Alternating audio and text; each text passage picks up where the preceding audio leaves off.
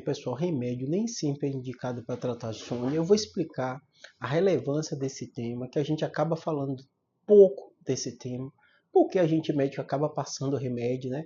Às vezes até a gente passa remédio demais. Eu converso muito com meus pacientes sobre isso, a dificuldade que a gente tem de mudança de hábito.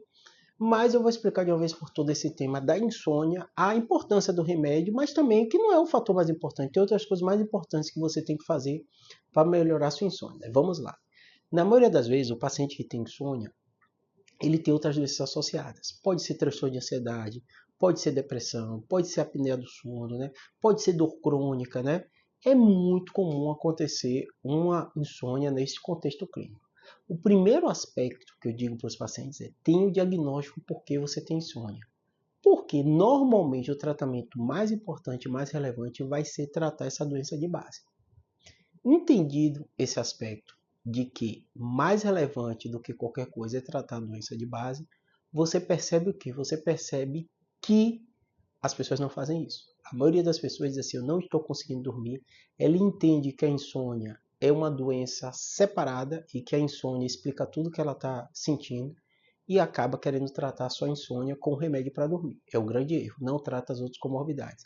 Então, tão importante quanto você tratar a insônia é tratar essas comorbidades. Esse é o erro mais comum que eu vejo nos pacientes e muitos não entendem. Segundo aspecto, né? Além dessas doenças que estão muito associadas com a insônia, né? É muito comum o paciente ter um problema que a gente chama da higiene do sono. O que seria a higiene do sono? Antes de você pensar em doença, antes de você pensar em remédio para dormir, você tem que pensar como está o meu comportamento na hora de dormir, o quanto isso pode ser uma causa da minha insônia. Além dessas doenças que eu falei que são relevantes, também é importante você fazer isso. Por quê? Mesmo as pessoas que têm essas doenças, muitas vezes o comportamento que ela faz, essa falta de higiene do sono, prejudica mais ainda, ou agrava mais ainda a insônia dela.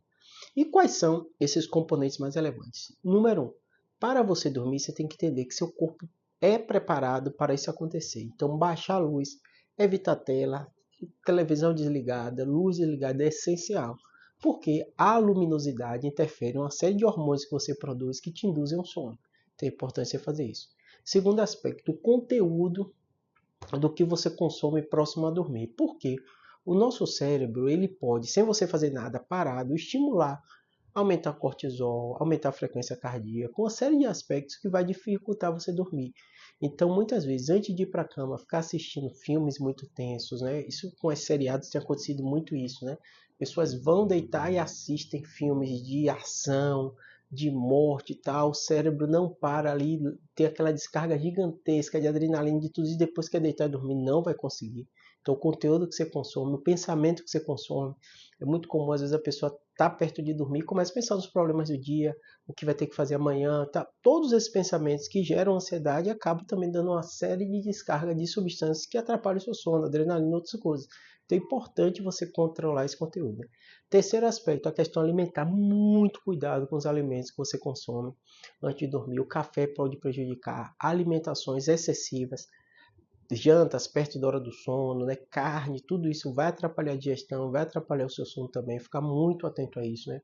Outro aspecto muito importante que eu falo com os pacientes: ter um cuidado com travesseiro e colchão, acompanhar direitinho até com o fabricante de quanto tempo tem que trocar. Muito paciente tem crise de alergia, uma série de coisas por causa de colchão antigo, né?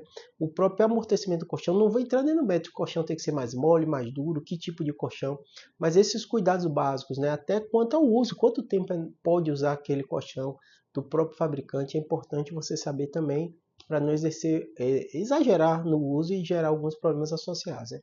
Outro aspecto muito importante que eu falo aos pacientes que queixam de insônia é contar o tempo de sono.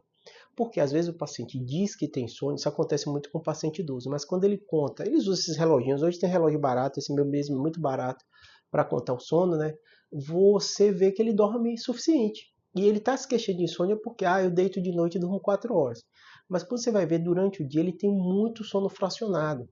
Toma café, dorme mais 1 hora. Almoça, dorme mais 2 horas. E perto do final da tarde, dorme mais 2 horas. Chega à noite, dorme 4 horas. Dormiu o tempo suficiente. Então, você contar o tempo de sono é muito importante, porque às vezes você, entre aspas, deu um diagnóstico de tem insônia, mas o seu comportamento de fracionamento do sono que está fazendo você acabar que durante a noite você não dorme tanto. É ideal, Júlio? Isso depende, né? Existem hoje em dia já estudos mostrando que se você fizer o fracionamento adequado, pode prejudicar algumas coisas de relacionamento social, se estiver dormindo muito pouco à noite, mas se a quantidade estiver ok, pode ser interessante. O que a gente recomenda, não dessa forma que eu usei, né? Use o seu período de sono para dormir 6, 7 horas ou mais, mas os pequenos cochilos após a refeição de 30 minutos acabam ajudando também em outros aspectos, tá bom? Acredito que isso sobre insônia são os erros mais comuns, a pessoa fica focada no remédio, o remédio tem o risco de dependência, o remédio tem o risco de tolerância, né? Querendo ou não é uma droga, né? Que seu corpo tomando aquela droga tem prejuízo também, todo remédio tem o seu prejuízo, por isso que é importante você fazer todo esse entorno do sono para tentar melhorar sem remédio. É sempre ideal isso. Mas se precisar de remédio, não precisa achar que é uma coisa de outro mundo. O remédio está aí para ajudar a gente, mas faça as outras atitudes também, tá bom? Espero ter ajudado.